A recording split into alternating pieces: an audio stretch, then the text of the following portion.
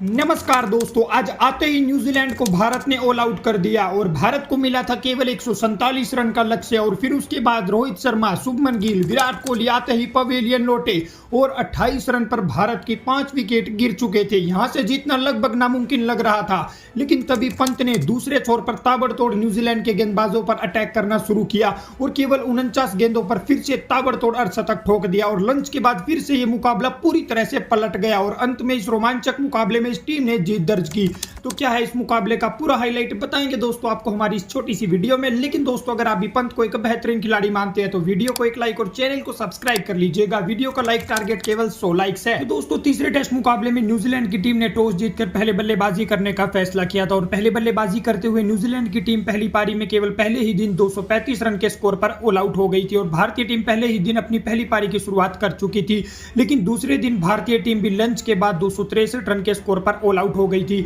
भारत की तरफ से सबसे ज्यादा शुभमन गिल ने 90, वहीं पंत ने 60 रन बनाए थे और भारत पहली पारी में 28 रनों की बढ़त ले चुका था। और वहीं न्यूजीलैंड की टीम दूसरे दिन फिर बल्लेबाजी के लिए आती है, लेकिन आखिरी सेशन में भारतीय टीम शानदार गेंदबाजी करके न्यूजीलैंड की टीम के 171 रन पर 9 विकेट चटका देती है, जिसके बाद न्यूजीलैंड की टीम के पास केवल 143 रनों की बढ़त थी। लेकिन आज आते ही तीसरे दिन भारतीय टीम न्यूजीलैंड की टीम को 174 रन के स्कोर पर ऑल आउट कर देती है और दूसरी पारी में भारतीय टीम की तरफ से एक बार फिर से जडेजा ने 5 विकेट चटकाए। और वहीं न्यूजीलैंड की टीम की तरफ से विलियंग ने सबसे ज्यादा दूसरी पारी में 51 रन बनाए थे और भारत को मिला था केवल 147 रनों का लक्ष्य। लेकिन जवाब में उतरी भारतीय टीम की शुरुआत आज बेहद ही खराब रहती है। जायसवाल और रोहित शर्मा की जोड़ी एक बार फिर से भारतीय टीम को अच्छी शुरुआत नहीं दे पाती। रोहित शर्मा 11 गेंदों पर 11 रन बनाकर मैट हेनरी का शिकार हो जाते हैं और रोहित शर्मा के आउट होने के बाद शुभमन गिल भी आते ही 4 गेंदों पर 1 रन बनाकर बोल्ड हो जाते हैं और भारत के 16 रन के स्कोर पर 2 विकेट गिर जाते हैं। और फिर उसके बाद जायसवाल का साथ निभाने विराट कोहली आते हैं, लेकिन विराट कोहली भी ज्यादा देर क्रीज पर नहीं टिक पाते। केवल 7 गेंदों पर 1 रन बनाकर अजाज पटेल की गेंद पर स्लिप में डेरिल मिचेल को कैच थमा देते हैं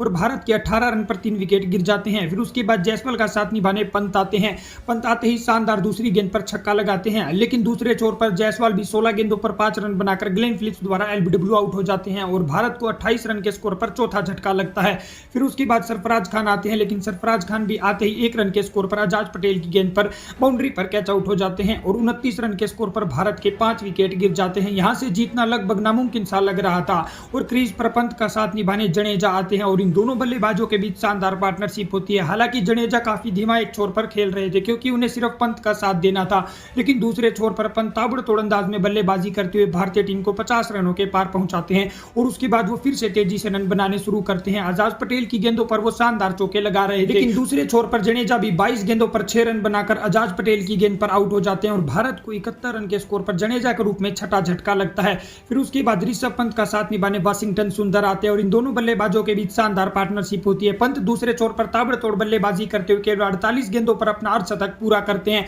और लंच तक भारतीय टीम 92 रन 6 विकेट के नुकसान पर बना लेती है और भारत को जीत के लिए भी 55 रन चाहिए थे। पंत और सुंदर अच्छी बल्लेबाजी करके क्रीज पर डटे हुए थे, लेकिन लंच से आने के बाद पंत और सुंदर फिर से अच्छी बल्लेबाजी की शुरुआत करते हैं और पंत आते ही आजाद पटेल के ओवर में 2 चौके लगा देते हैं, लेकिन तभी अंपायर के गलत फैसले की वजह से ऋषभ पंत 57 गेंदों पर 64 रन बनाकर आउट हो जाते हैं और भारत को 106 रन के स्कोर पर 7वां झटका लगता है। अभी भी भारत को जीत के लिए 41 रनों की जरूरत थी। फिर उसके बाद सुंदर का साथ निभाने अश्विन आते हैं और इन दोनों बल्लेबाजों के बीच अच्छी पार्टनरशिप चल रही थी। दोनों बल्लेबाजों ने धीरे धीरे रन बनाकर भारतीय टीम का स्कोर 118 रन कर दिया था और अभी भी भारत को जीत के लिए 29 रनों की जरूरत थी। लेकिन फिर उसके बाद अश्विन भी 29 गेंदों पर 8 रन बनाकर फिलिप्स का शिकार हो जाते हैं और अश्विन के आउट होने के बाद आकाशदीप भी आते ही पहली गेंद पर ग्लेन फिलिप्स द्वारा बोल्ड हो जाते हैं और भारत को 121 रन के स्कोर पर 9वां झटका लगता है। फिर अगले ही ओवर में आते ही वाशिंगटन सुंदर भी 25 गेंदों पर 12 रन बनाकर आजाद पटेल की गेंद पर आउट हो जाते हैं और इसी तरह भारतीय टीम 121 रन के स्कोर पर ऑल आउट हो जाती है और न्यूजीलैंड की टीम इस रोमांचक मुकाबले में 25 रन से जीतकर